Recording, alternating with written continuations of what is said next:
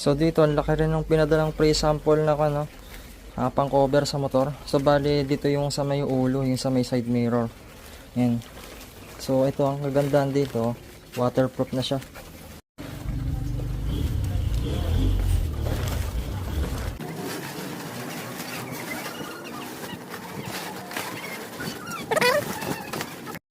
So itong tali, ipapasok mo siya dito sa may butas. Ay, napaka basic lang gamitin ni Ben. Magtatay ka lang. Tapos ito, papailalim mo rin doon. I-strap mo na lang din siya sa kabila. So ito, magagamit nyo siya pagka nagpark kayo sa labas. Pagka mainit o kaya maulan, iwas alikabok na rin.